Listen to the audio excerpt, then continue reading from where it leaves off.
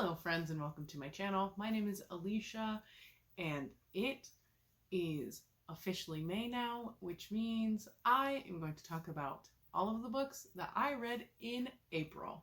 That's right, this is my April wrap-up.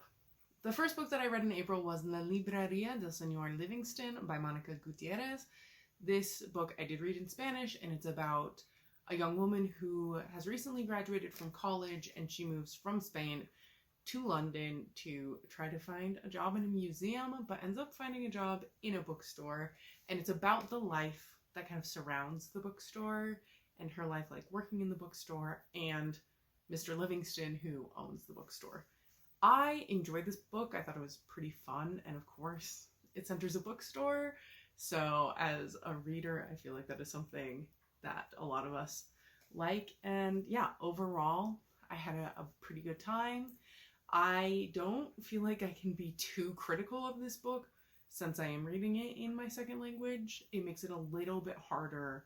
I'm not as fluent, obviously, reading in Spanish as in English, so sometimes I have a little bit harder time like providing really good critique or feedback or suggestions about a book. But overall, I enjoyed this. The next two books I read are part of the same series. They are A Psalm for the Wild-Built and A Prayer for the Crown-Shy, both by Becky Chambers. I have read A Psalm for the Wild-Built before, but I wanted to reread it before I read A Prayer for the Crown-Shy. I won't talk too much about this one specifically since it is a continuation of a series, but in this first one we follow a tea monk who has their life upended when they meet a robot. And robots used to be common in this world, but humans haven't seen them for many years, ever since robots became self-aware. But this robot is trying to find humans to ask the question, what do you need? And it's a very interesting story about like, how do you answer the question, what do you need? And the answer to that question varies on so many, like there's so many variables to that. I really enjoy Becky Chambers' writing. I love this book. I loved the second one as well.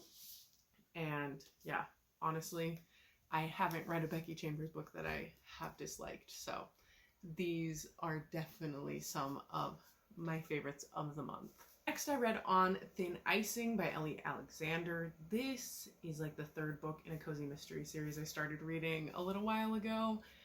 And like all cozy mysteries, it's very food centered. This one takes place in like a bake shop. It centers around someone who like owns this bakery in Oregon, and I'm from Oregon. I've actually been to Ashland, the town that this like series mostly takes place in, for the Oregon Shakespeare Festival, which the series talks about a lot. So it's kind of fun to be like reading about something that I've experienced. And also I just enjoy cozy mysteries. It is a fairly typical cozy mystery, I would say. Like, it's pretty light, pretty fluffy.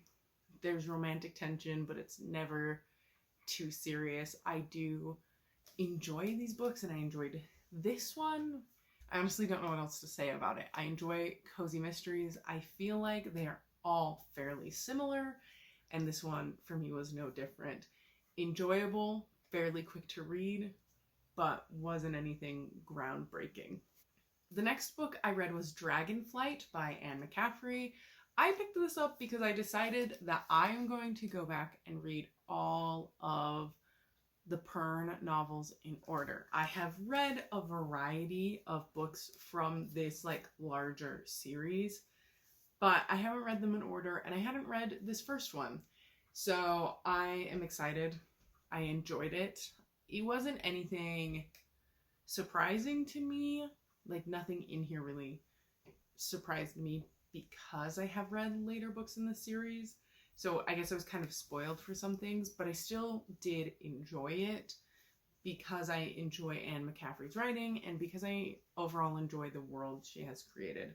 I did have a couple issues with this book that are just kind of issues I have with the series in general. These are kind of older books, so there is some like weird stuff, especially surrounding like sexism.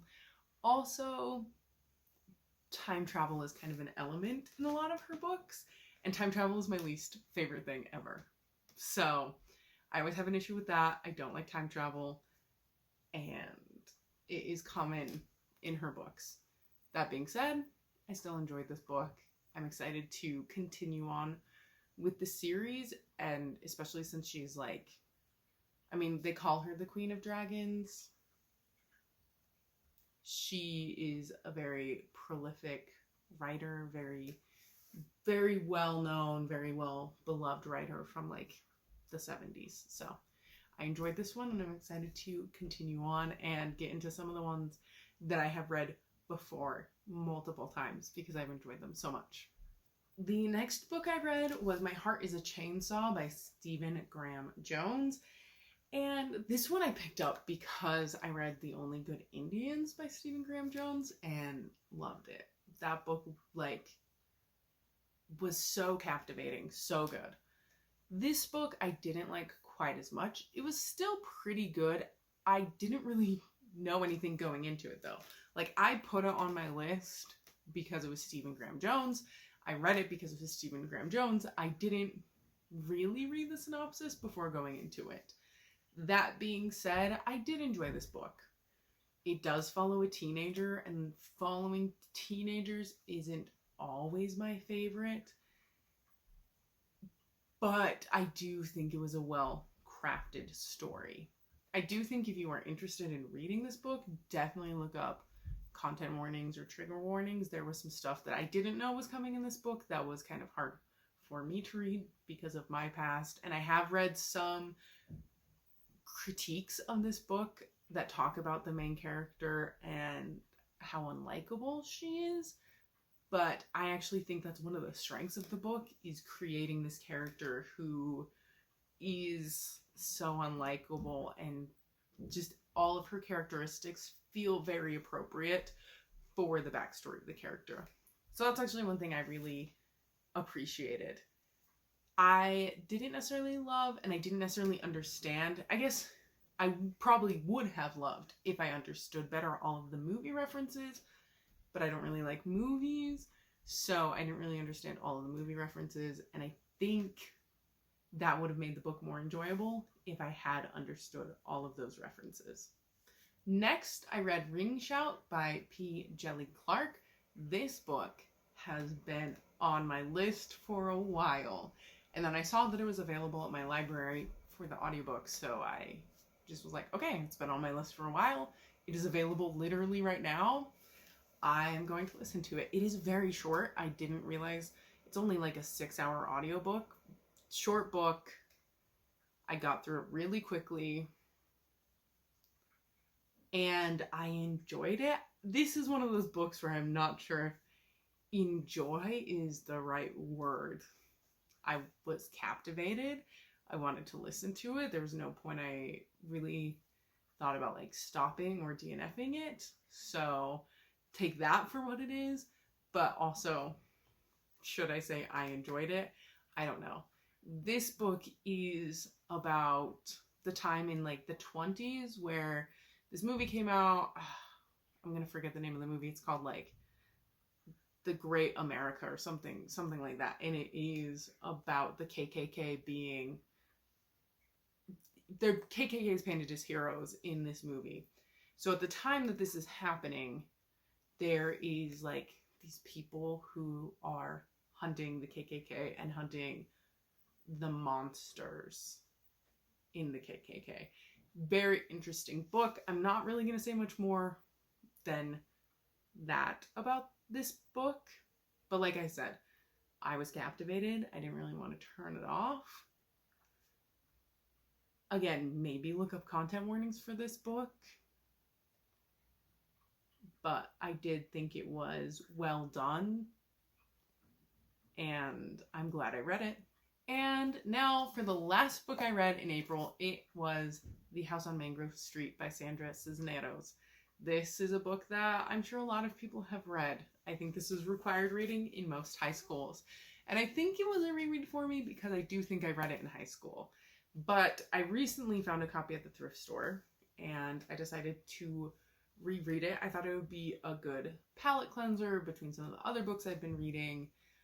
And also I was just intrigued to reread a book that I enjoyed in high school. This is something that I always kind of have in the back of my mind as I look at my bookshelf and I see all the books that I read in high school, that I'm like, I remember really liking it in high school and I wonder if I would still like it.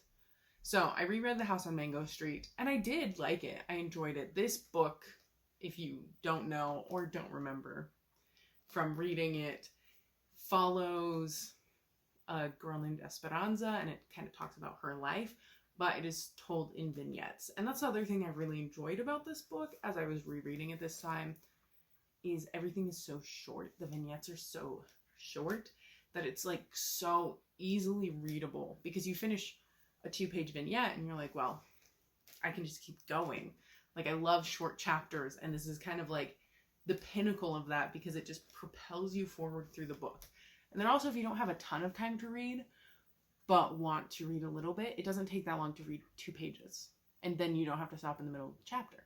So I enjoyed this book, and I actually am planning to, and just recently checked out another Sandra Cisneros book from my library, because I am intrigued to read more of her work. That is everything I read in April. Let me know if you have read any of these books and what you thought of them, or if you're interested in reading any of these books. Thank you so much for watching, and I hope to see you in my next video. Bye!